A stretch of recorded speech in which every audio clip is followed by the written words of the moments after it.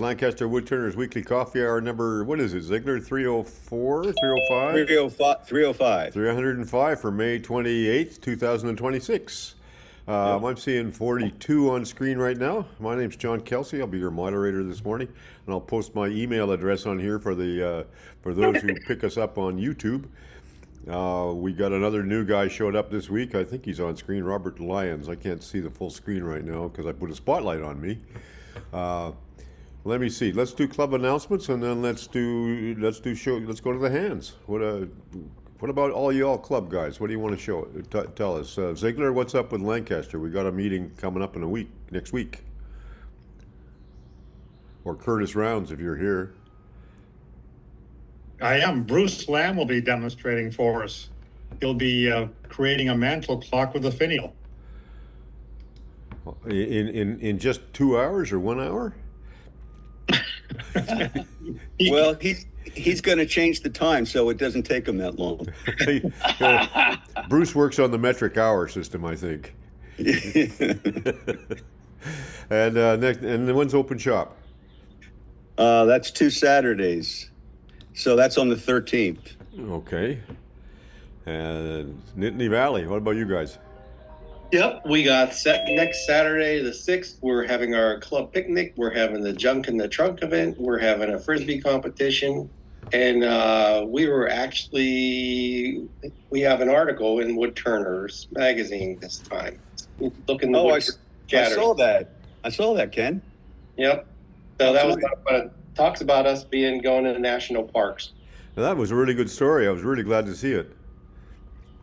Yeah. Oh, it was a lot of fun to do. It was funny. My my vice president started it, and he'd never been to one of those. So I said, "Mind if I make a few changes?" So I pretty much rewrote it, and then my wife, who was a magazine editor, she got a hold of it and made it presentable. She cleaned it up for you, I'm sure. Yeah, quite a bit. Yeah. Now tell us how you work the junk in the trunk. How's the deal? What's the deal?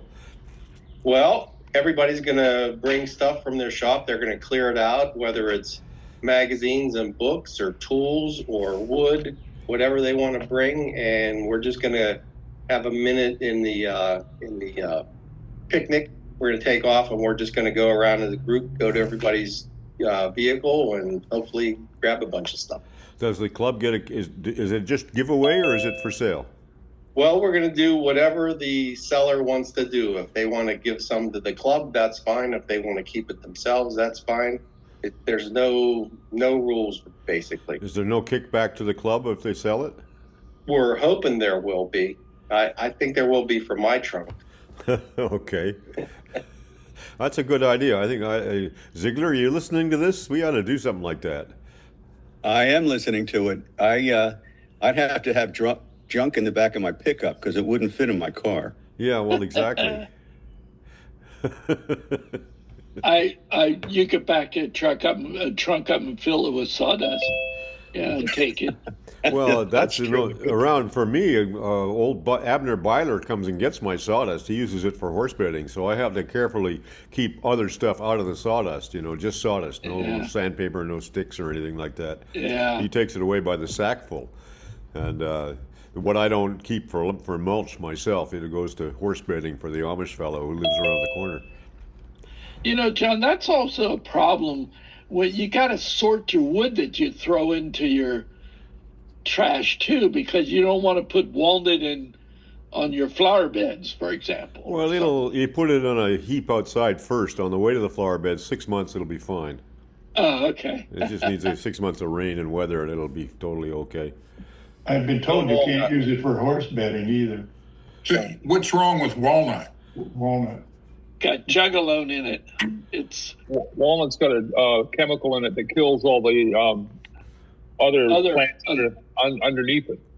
And it also burns you really seriously if you're turning and it's wet and it gets on your sweated arms. How do I know? Yeah. Byler don't seem to complain about that, but maybe he ages it or mixes it with other stuff. I don't know.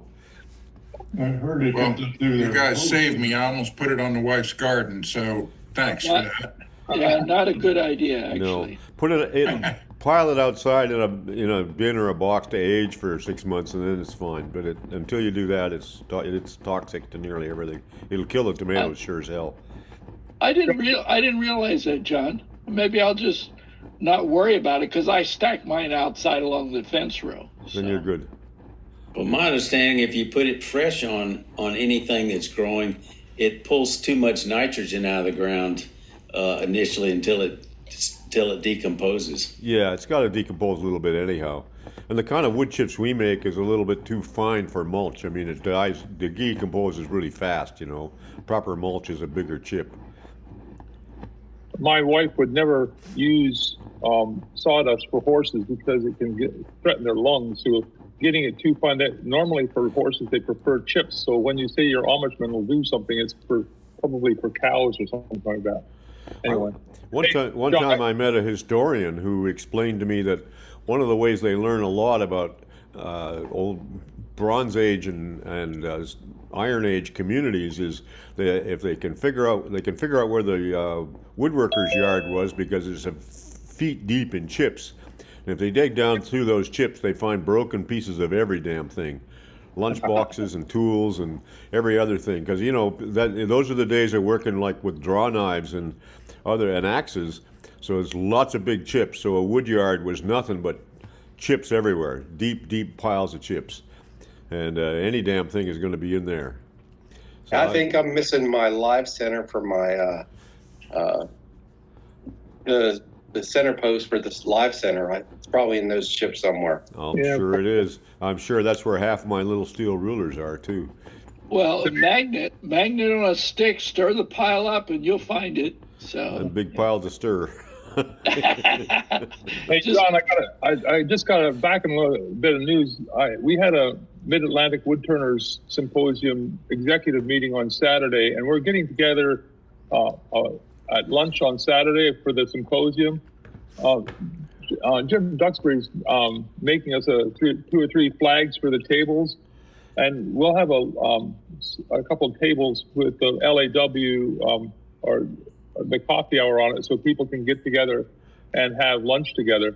The hotel has not got walking distance restaurants around, but what they do is they're having a sort of a pay as you go cafeteria where people can buy their lunch and then go down and sit together. So that was requested. I don't know how many people from the coffee hour plan to be at that symposium, but that's just an update for everybody. Let's do a show of hands on that. Let me get a gallery view here. Just a second here. I get as many as I can see at one time. What do you say? How many are going to attend the Mid-Atlantic in September? You see, that's a lot. We're going to have a lot of people there. Yeah. It's a really great event, and it's the bite-sized event as opposed to the national. While we got you all on screen, how many are going to go to the Raleigh Symposium next week? Don't see one. Duxbury, I know, is going. And how many are going to buy into the video from the Raleigh Symposium?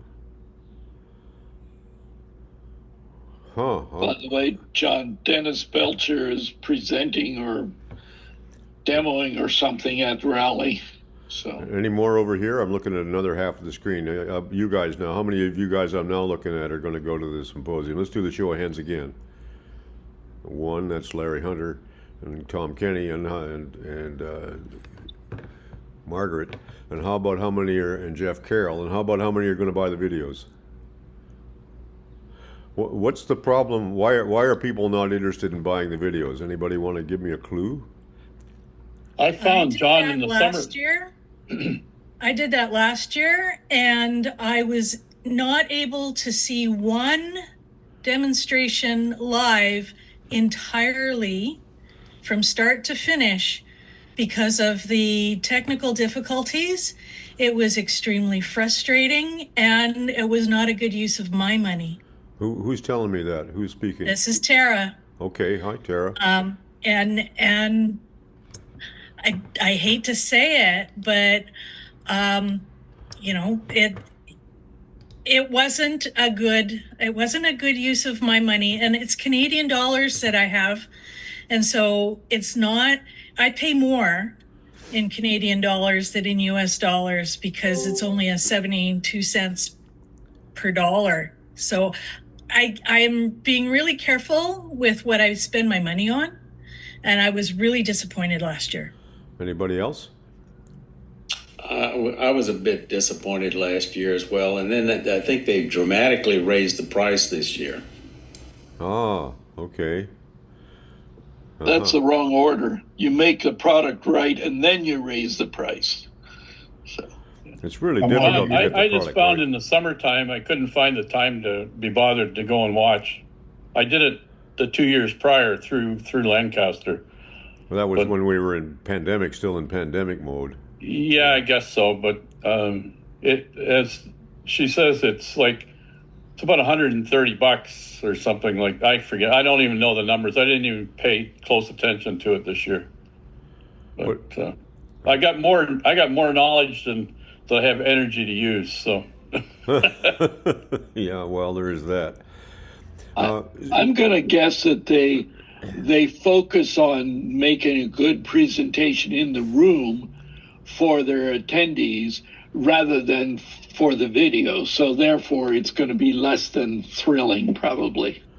I've always felt that it ought to be moderated, which they don't do. I have not been willing to step up and demonstrate how you would do that.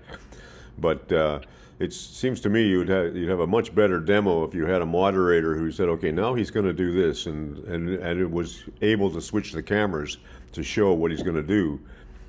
Do they have more than the boom cameras in the room? Do they have two cameras in a room? Two cameras typically, a boom camera and a head-on camera. Okay, I didn't realize I'm not even sure about that, but I believe so. Lancaster doesn't do that, I know. I think maybe they just move the boom camera around. I mean, they use the boom camera much more fluidly than we do. We just park at the club meet. We just park it overhead and leave it there and use other cameras for other views, which I've been criticized for, but it works fine. Yeah. Well, I think it's also difficult to take that feed from a presentation, which you're usually looking at which other camera, in other words, the editing's being done but through an ATEM or something while the presentation's going on, and come up with good video that you can put out. With video editing, you cut through the stacks and to get the right view, and it takes hours to edit something properly, and I think the editing may be the problem. Well, you can do it live if you take that as your task. That's what you're going to do. But people, we're all amateurs. We wander off. But a professional editor can do that on the fly. I mean, that's how they do live TV, or TV, old-time broadcast TV. So were the videos better in the past, and how much do they normally cost? They were worse in the past. They were one year where they were absolutely ridiculous, and then they've been slowly getting better, but they haven't ever gotten good. And I think it was $100 last year, and I think it's now $130, although I'm not sure. The other thing about boom cameras, John, is that you really need to have somebody coordinating the cameras from the console point of view, so that they can switch cameras to another position while the boom camera is moving, so that no matter if you. That's what I mean. That's what I mean by having an active producer in the room. Absolutely, which means a bigger volunteer team than they usually get together. And they're also having headsets or something like that, so you don't have to disturb the entire performance while you're going back and forth. Yeah, it's more. I think that they're asking more money. It sounds to me like they're asking more money for the videos without being prepared to put the number of volunteers with practice that it needs to make the videos very good. I've had the same experience. It's very hard to get you being able to watch one right through. The challenge is that I think would be a good compromise is to have each camera rolling video, and then in the end you just lay them up opposite each other in your editing system, and you literally punch back as you roll through it. And boy, that's the way to do that. Yeah.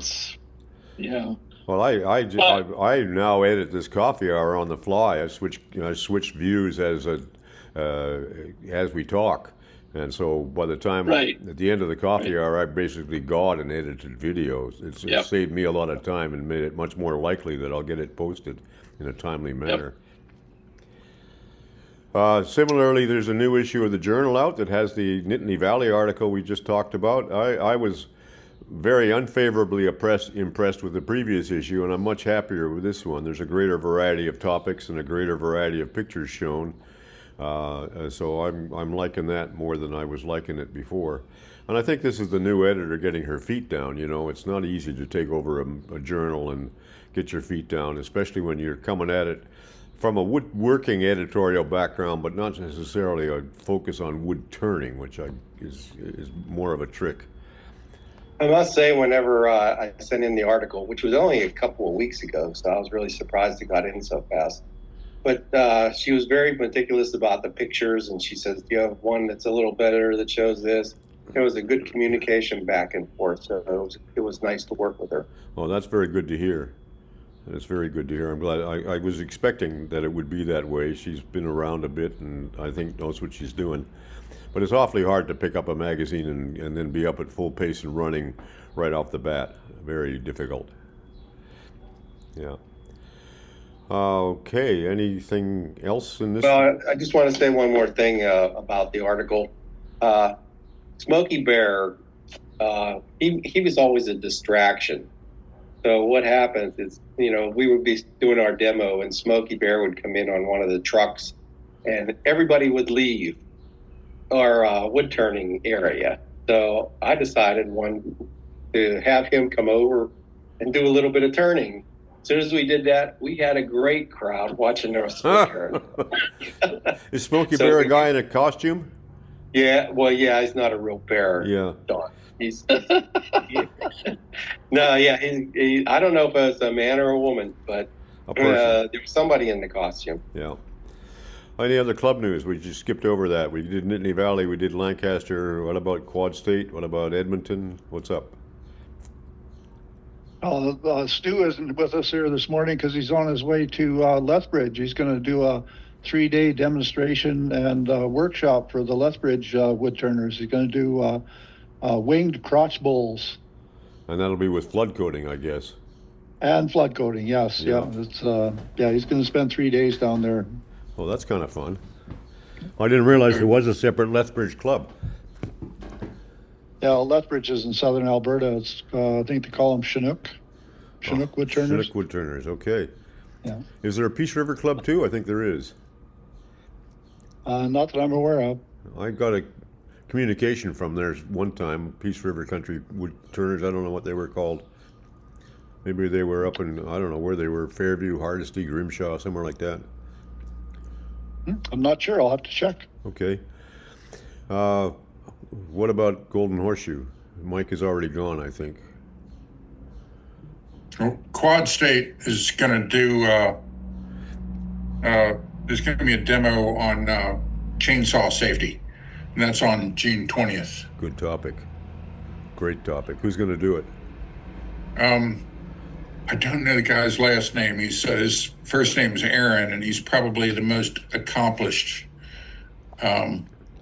as far as experience. I mean, this guy taught, and he's got a lot of experience. I'm looking forward to that and whatever else he can impart on us. Is he going to do both electric and gas chainsaws? I think it's just going to be electric because it's going to be indoor inside our shop, and that wouldn't be good. I think Ernie it would told be me loud as hell otherwise. Well, I think Ernie told me one time that the chaps we used to wear for gas chainsaws are not too effective with electric chainsaws. They'll cut right through them. I remember hearing that. Yeah. Ernie's on here. Is that right, Ernie?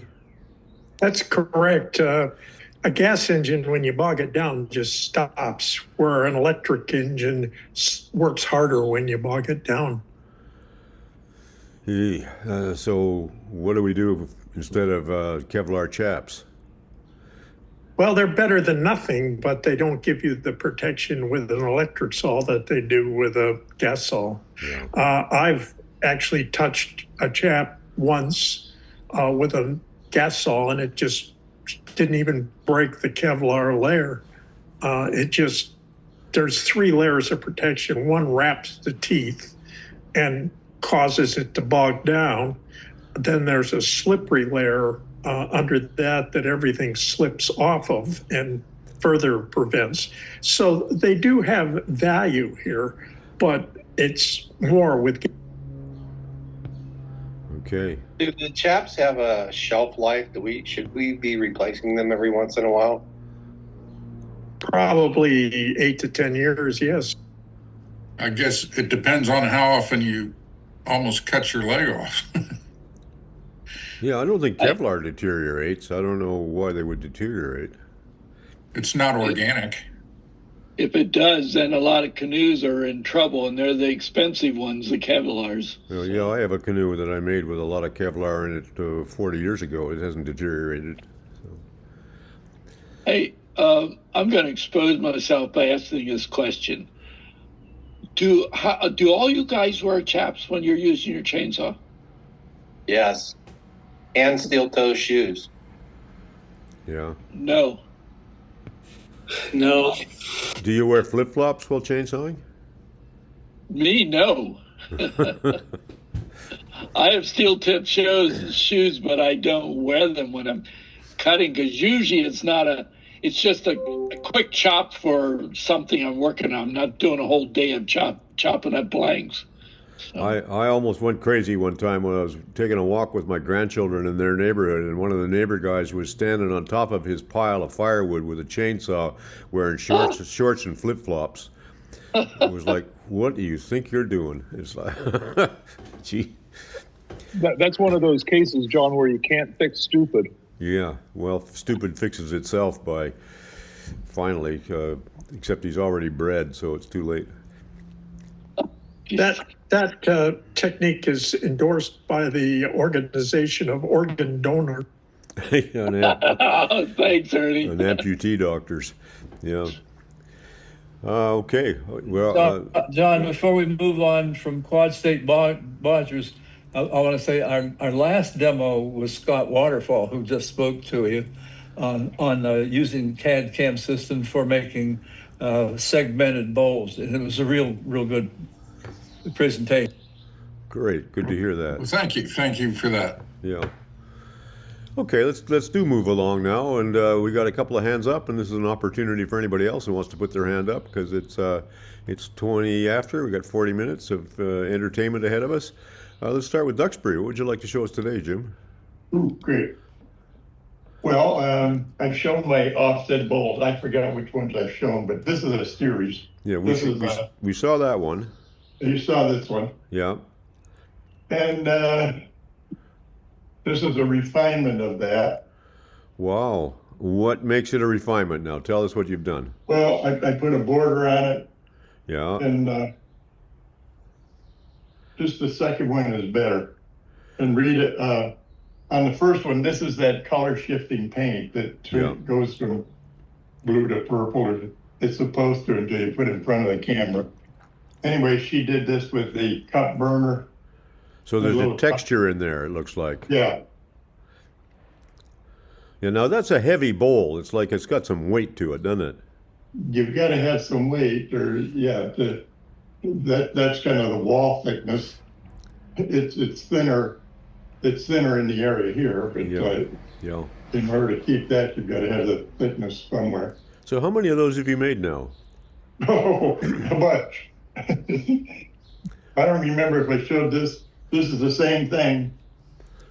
Only instead of sliding this one over, I flipped it over. So this gives you a mirror image on the end of the other side. You could have a two-sided bowl there, do you? You could. You do have a two-sided bowl. No, not quite. Just a big flat. Yeah. That's kind of cool. There's a whole bunch of these things you can do with this, but anyway, had I paid more attention, I shouldn't tell it, but anyway, had I paid more attention, I should have flipped this one first and done it, and then flipped it, and the grain would have matched. But anyway, you're thinking of all these other things. Are you using the Dux chuck for that? No, this is straight out on a chuck. Okay, I'm not quite clear on how you're managing to make to do this thing. You have to buy Wood Turning magazine.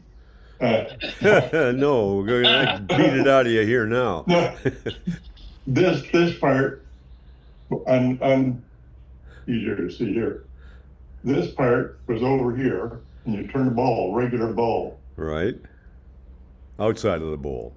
And then you split this apart. This is put together. This is a 5 by 10 piece of ash, and this is a 5 by 10 piece of ash, glued together with brown paper and usually wood glue.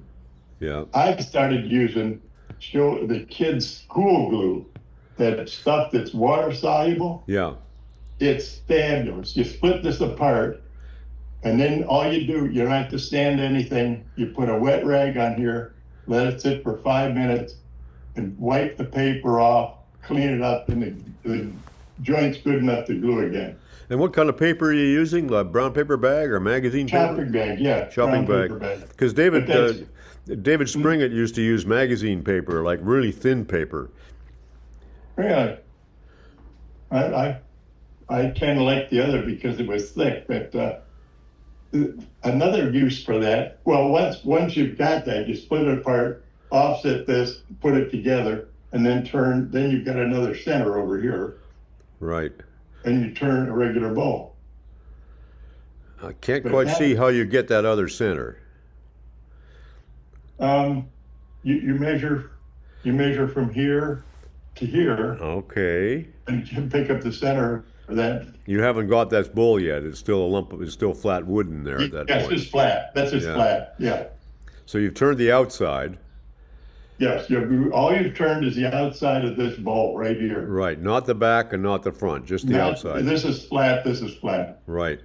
And then you split it apart, and then you mount it with what's now the bowl facing the faceplate.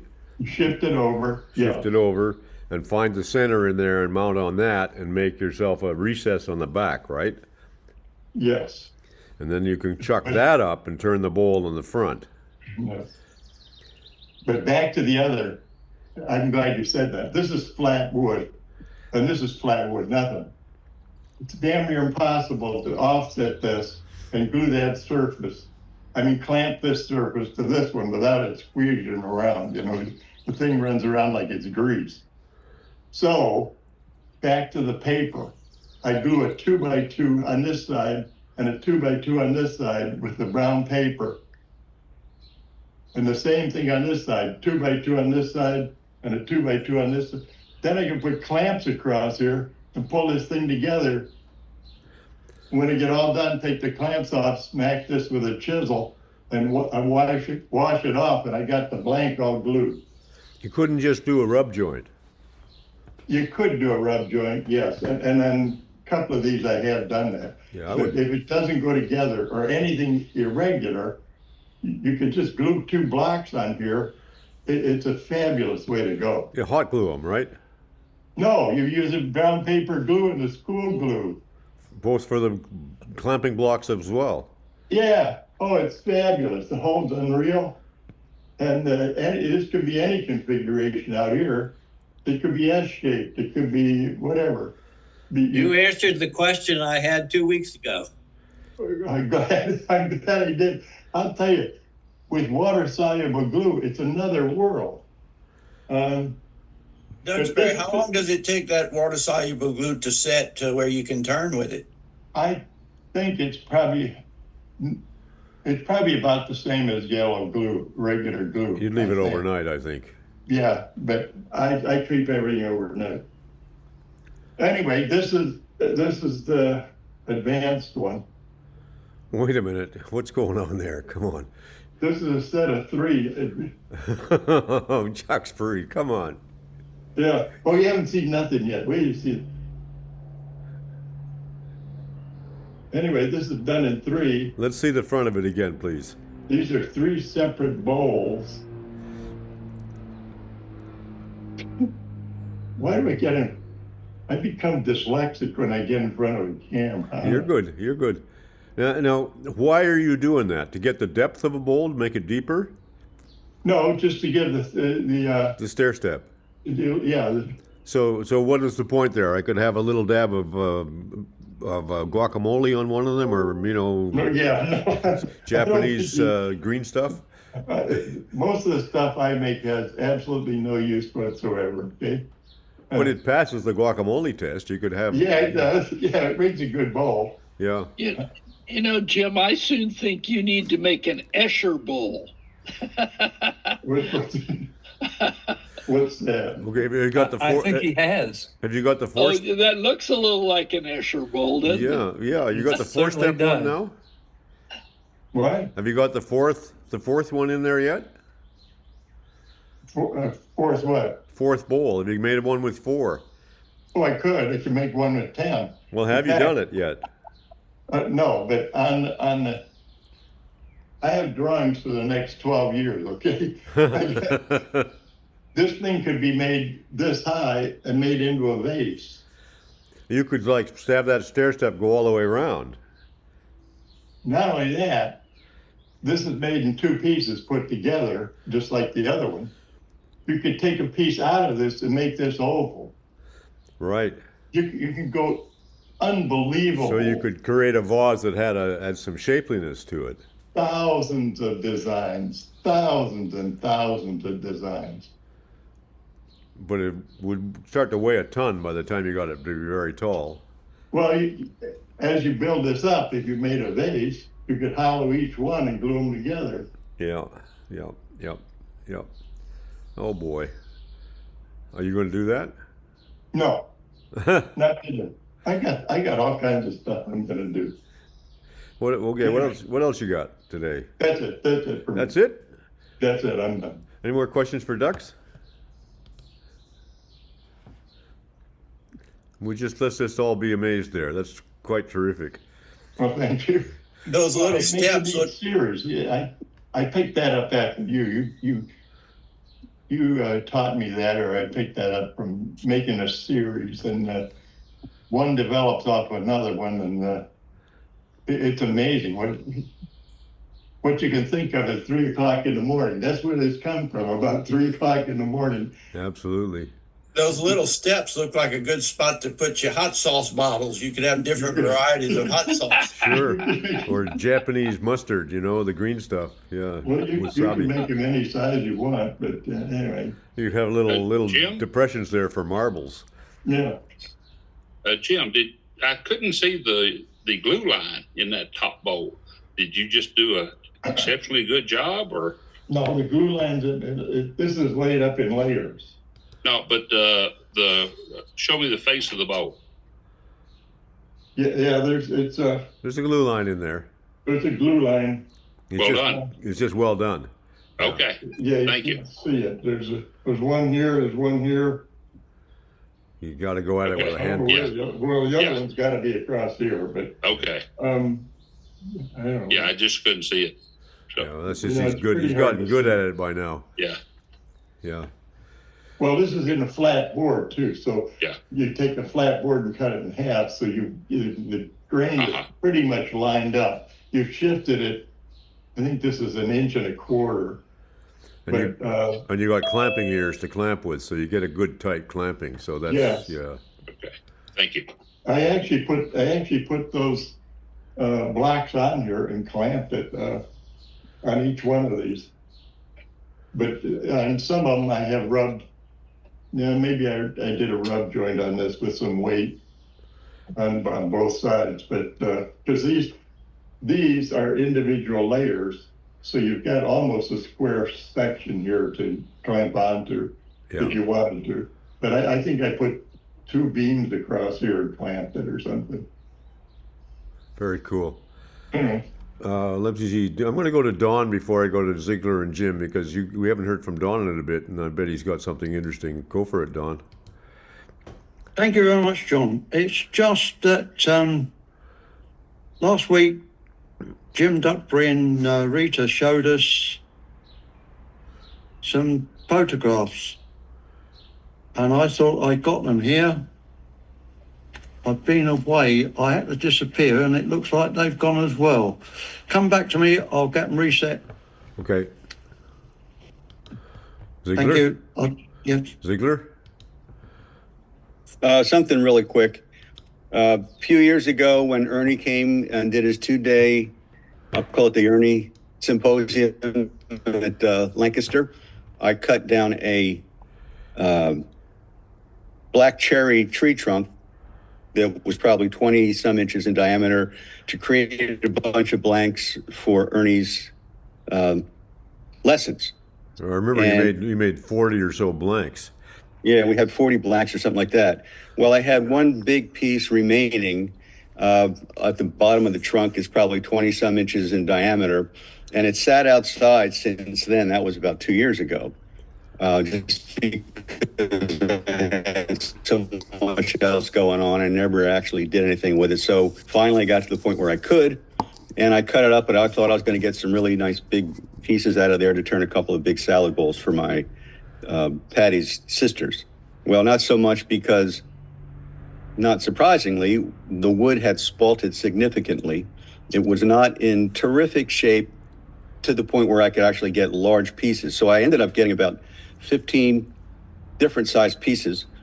So I wrapped them up, I treated them and I wrapped them up, and I'll get to them. But I think the biggest piece was probably like maybe 8 or 9 inches by 5 or 6. And then I got some taller pieces. And so anyhow, the other day I just thought I'd open up one and see what it looked like. And I was surprised at the spalting that had occurred. Is that in cherry? It was black cherry. Wow. And there's like this dividing line you can see. So I just thought the grain was really interesting.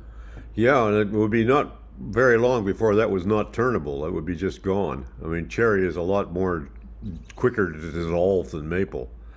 Yeah, well, it was starting to, which is why I'm glad I finally got to it. I mean, I didn't get the big pieces, but and some of it was somewhat punky. Now, I don't have a vacuum chamber to put cactus juice in and what have you. I thought about getting one, but I said, I'll just turn it and see what happens. So that was all. I'm sure the other pieces are going to be just like this, or who knows what, a little bit crazier. But this was just one of the smaller pieces. I think you caught that cherry at exactly the right moment. By the end of the summer, it would have been gone. Yeah, there's no doubt about that. So that was it. All right. Don, are you back? Yes, I'm back. All right. Here we go. There's only just one photograph to show you.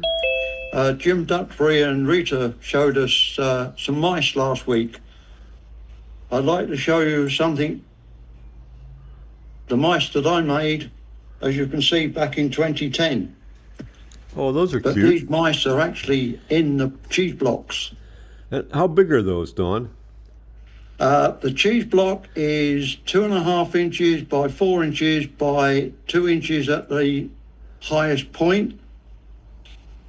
The mouse is, the hole in the cheese is 1 inch, and the mouse is 1 inch and a 64th, because the mouse won't come out of the hole. Huh. I bet those sold really well. You have to hit the nose, the mouse on the nose to lock him into the piece of wood. And there's the tail coming out the other side of the wood. Did you sell those or give them away? No, they were sold. I bet they sold really well. They did sell well at Christmas time, yeah. People would think those are very cute. The mice all turn round, wobble about, but they won't come out. And of course, young children were saying, why doesn't it come out? I said, well, if a mouse eats a lot of cheese, he gets fat and he can't come out the hole, can he? Yeah. And they go down well. It's just that, as I say, Jim and Rita showed us some mice last week and cheeses, but this is what I've done. This is all spalted beech.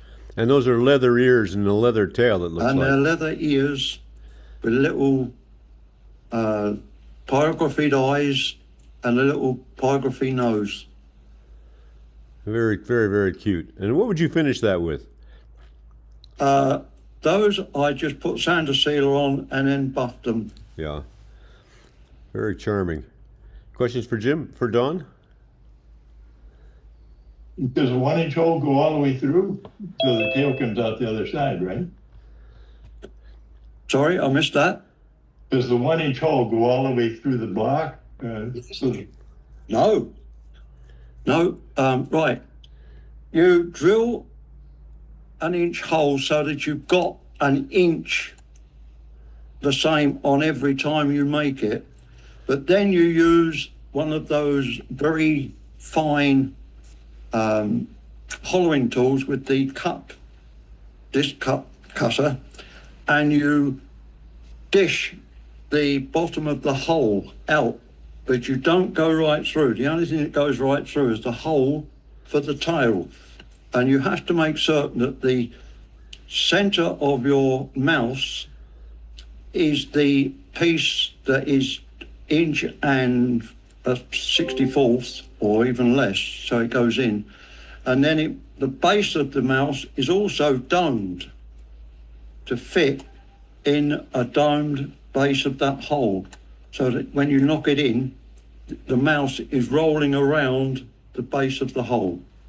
Okay, so Does that make sense? you bore the hole and then you manipulate, you go at it with a tool and shape the hole to be the shape of the mouse. What I do is, I have a wooden faceplate.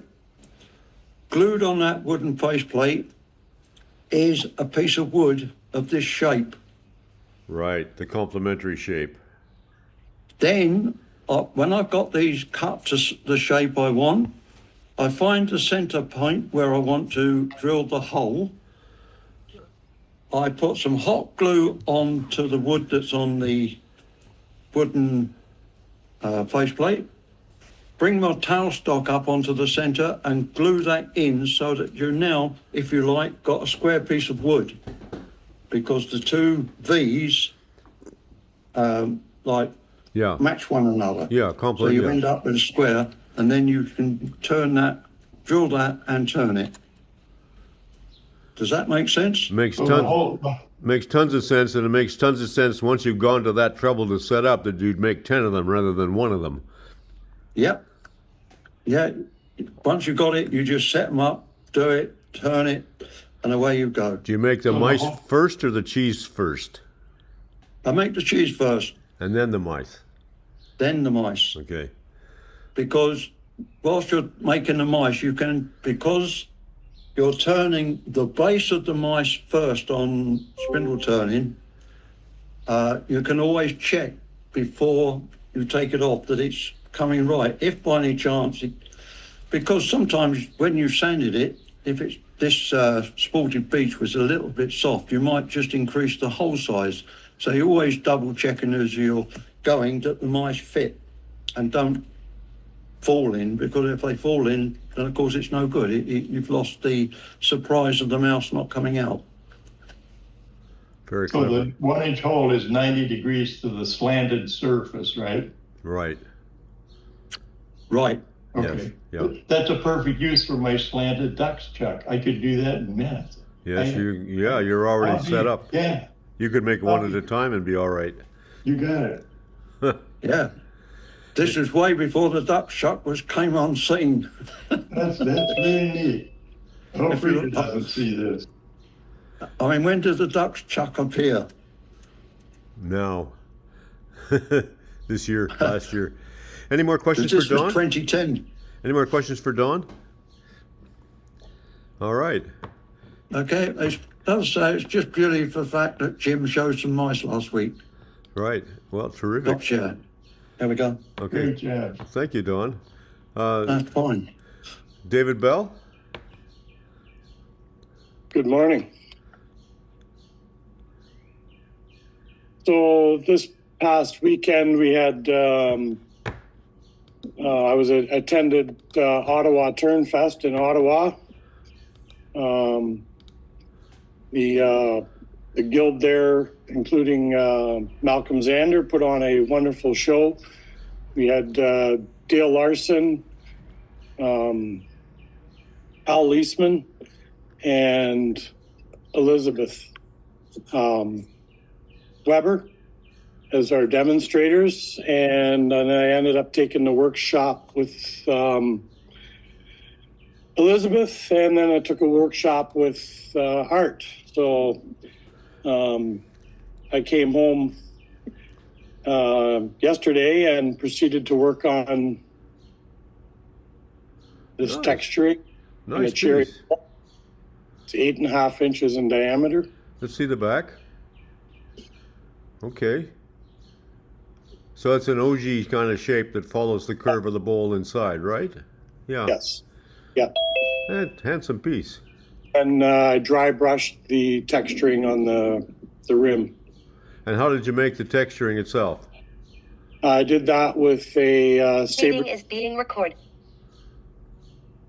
I did it with a saber-tooth burr. And I did some wood burning lines for the edges, which was done with just a piece of melamine on its edge, just to burn the rings on either side.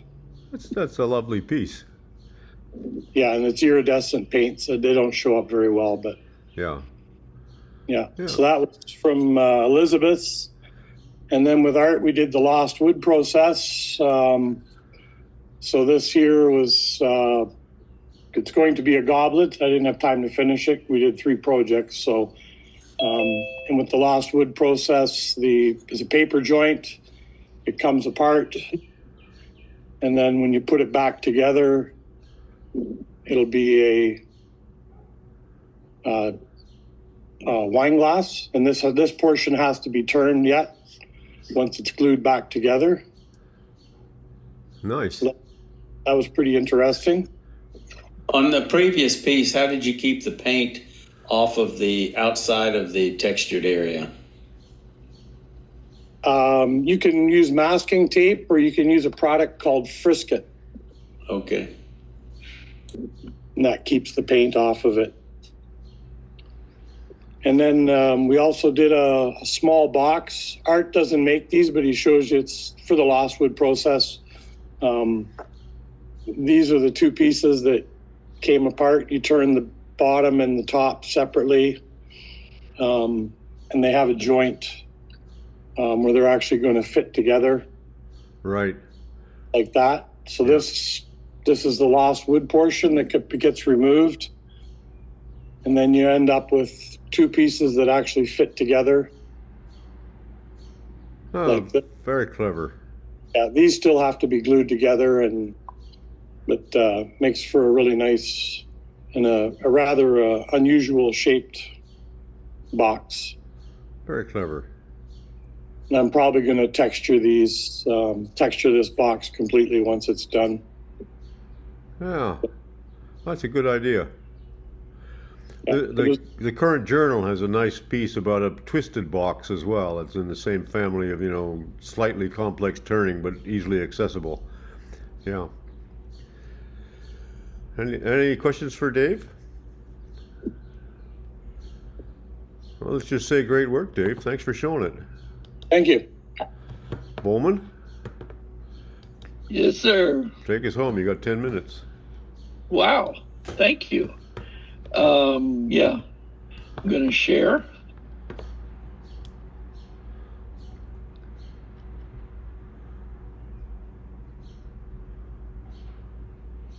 You seeing it all? I'll bring one of them large. Yeah, bring up what you want to show us. We see your gallery. Yes, I have a couple pieces here. This was mahogany I turned back in April. As it dried, it got pretty monotonous in some ways. And I said, good opportunity to try some color. Wait, that's mahogany? I'm sorry, magnolia. Did I say mahogany? Yeah. Magnolia. Okay. Yeah, magnolia. Sorry. So I threw Toby's challenged me to keep doing stuff. I mean, I keep putting too much dye on, according to the way he works. But I like the way this one turned out. Yeah. It was kind of fun. You got a nice on and off there. So it's like it's not just enough where it's colored and just not enough where it's not. Yeah. The irony was I made it originally with purple and green And then I discovered all kinds of sandy scratches. So I sanded her down and started over.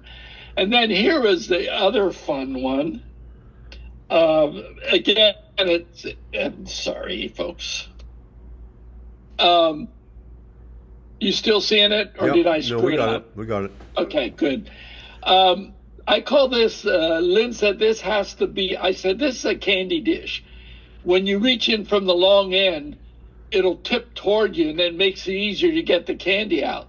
And then Lynn said to me, well, of course, if you put your fingers all over the candy, it's got to be your personal candy dish. It sits, the center is where the hole is, and it's got this big wedge on the side. And believe it or not, it sits with the air space under it off the long end. But as soon as you reach on and touch it, tilts toward you. It's kind of fun. These are the two ends. Now, you didn't feel tempted to clean up the hole inside so we don't see the bit spur and everything like that? I was tempted. And why didn't you do it? Because I was trying to get it done. Okay. Yeah, and yes. No, you're right. You caught me. He's making sure he didn't yield to temptation. Right. Is this also magnolia? That was magnolia as well. Yeah. Okay. Now this last week I shared a cherry piece with a crotch cut in it. This is my version this week. I grabbed a piece of cherry that had a burl on one corner of it and had a big wedge sticking out, and I finagled it so that one side you can see a little bit of scratching from where the wood had been split apart, and then the other side is the bark inclusion that I left, and then I just cut down through the middle so you can put in your stemmed flowers and see the stems. The thing I like about this is I actually shifted, believe it or not, I shifted the center point on the butt where my signature is, so that I centered it up more to get what I wanted eventually. But this is the whole bit. Did you dye that as well? Is there any color on that? No dye on this. This is just walnut oil with some wax on top of it that I buffed on. That's an attractive wood. Nice color in that wood. Yeah, it is. Yeah, I was pleased. So, did you just do that center? Did you just do the center with the Forstner bit? I did, in fact. And if you look down at the bottom, you'll probably see the bit hole too. And not to worry, because I'm going to drop in a little short 3-inch PVC so you can put water in it. What do you guys actually just go in with a chisel? How do you get rid of the points at the bottom? My first problem is I drill pretty deep, and so I got to be careful I don't go through the bottom. What do you do? Just take a chisel and grind it out, or you have a bit that doesn't have a... Jim, what I would use is this little cup cutter, and I would dish the bottom. Yeah, I would keep too. it flat. Dish it. Yeah, I would too. That's a great idea, Don. Yeah, I have boring bits. What do you call them? Box bits. Forstner bits. Yeah. Oh, what kind of bits? Forstner. Did you use a Forstner bit? It doesn't have a deep hole. It won't make a deep center spur. You can also grind point off the Forstner bits so you don't have it's barefaced then. And the original Forstner bits were built that way. They were invented by an Ogden, Utah gunsmith by the name of Forstner, and he got Sam Colt to be the first manufacturer of them, and they were meant to be used in a bit brick. You know, that's a very good idea, and I seem to have a lot of old ones and stuff around. I could easily grind them off. I like the idea of making them, could you grind them so that they're like rounded on the bottom? No, you can't. And I have never been able to make that work. They won't track without that center point. I know they're they supposed to. will. They will, John. If you have the hole, you drill the hole first. Then they will, yeah. Then they will. Yeah. So I would have to go to a bit You the need same 2 bits. size. And You need and 2 grab bits, the yeah. tip. I've already given this to a niece, so I won't be able to fix it. Or I would go out to the shop and do it. I should have, but I was in a rush. It was the holidays and the family were coming. So, Jim, have you tried ever using one of David Ellsworth's hollow chisels to just make the bottom more of a make the sidewall a little bit more uniform at the bottom? Yeah, I'd go in there with a scraping tool and a little negative rake scraper. The same. Either one of those, you're right, John. It's just how deep it goes. You just need to make sure the shaft is a heavier shaft, so you don't have too much vibration when you're getting in deeper. It's not very deep anyway. No, this is maybe I don't have the measurement. I gave it to her. I gave it to the niece on the holidays and forgot to measure them, which I usually do. And so it's about 3 max deep, 2.5 maybe. So. Jim, I have the perfect solution for you. I think you just make a little disc and you glue it in, and then everybody will be happy. Yeah, or the plastic jar. Ken, that never works because these guys then guess, oh, Bowman, you're covering up a funnel, so. Yeah. But There's the no old excuse days, for we not just finishing felt- something to show it. What? There is no excuse for not finishing the bowl properly before you show it. Even to this group, Don? Even to our people on the coffee hour, because they've been critical of it. They're being politely critical of it. It's very polite, but yeah. It looks like old plug screw holes from days of yore before we had chucks. Yes. Yeah. Well, then I'll have to feel bad about it. No, you just have to do better next time. I'll have to not rush so much next time. I knew it was there. Yeah. So. Well, guys, that was my attempt. So. You got anything else you want to show? You got another minute. I think, Jim, could I just comment that what you're doing and what's referring to is that you've seen something, and rather than trying to fix this one, it's always something to think about next time through, as you always say, rather than repair the other one, and just keep this one for your own reference. I wish I had kept this, but I gave it away to a niece who gave me the magnolia to start with. Okay, there you go. And she was here on Sunday Memorial Day, and I had to get it done quick. So I was up at 5 o'clock Memorial Day on Sunday morning finishing it. So. I bet she was delighted to have it too. Oh, she was, absolutely. She just, matter of fact, right now, send me an image. So, anyways. And that's the other part, Jim, is that it's not what we woodturners think about it. It's what the person who gave it to thinks about it. So if they're not worried about it, don't worry. Yeah, exactly right. Guys, you caught me at it. I should have just... See, I share I'm vulnerable enough to share it and then learn that I should have... Well, no, this is a community. We're all trying to help each other get better at this. It's all in good spirit.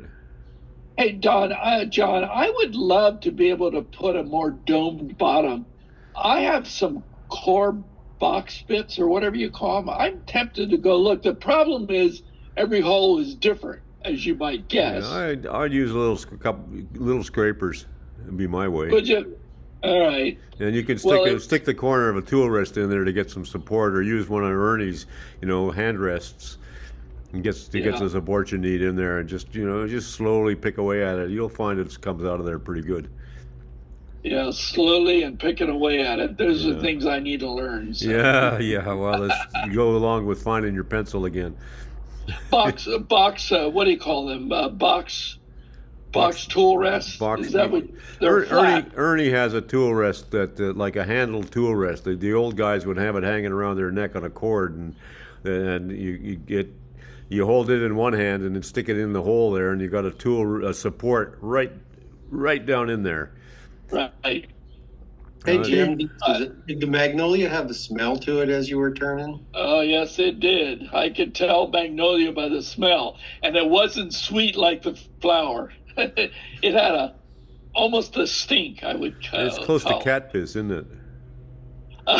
Well, that's maybe a good description. Yeah. It did have a smell, Yeah. and I could tell right away if somebody. By the way, do you guys get this from a lot of people walk in your shop? Say, I love the smell in here. Yeah, all the time. All the time. Yeah. I get people coming. Oh, I love the smell, and I go, really? I don't smell. Yeah, you don't even notice. Yeah. Here's a little tool that I use. Yeah, that'll do it. Sure. Let me put a spotlight on you. We're about to quit here, but let's just do a quickie. Hold it up, Don. That'll do How it. thick is that? Yeah, it's a little wee scraper. Quarter thing, Yep. and you use it by coming round. Pick it up So you higher. come We from can't the see, hole. we can't see what you're doing. Lift it up close, higher. Yep. Yep, exactly. Pick it up on the hole of the drill bit and just bring it round to the corner. Yep. And you can. See, I'd have never learned that if I'd have done it right the first time, because then you guys wouldn't have told me how to do it. Right, then we wouldn't have any show if we weren't able to teach each other anything, so what do you heck? That's right. See you all next week, everybody. Thanks. Yep. Thank you. Thank you all. Sorry I had to disappear. Thank you, John. Have Get my fun. new Beautiful shirt weather and shut up outside. soon. Everybody's going to go gardening. I actually got strawberries out of my garden this morning. What a thrill. Yeah. I gotta go plant stuff too. Okay. Oh, we've had strawberries, raspberries, and blueberries, wineberries already. Wow. Next week, all y'all. Have a good Yeah. week. See ya. Cheers. Good time. See you next week. Bye. Bye-bye. Wood shop. Thank God for wood.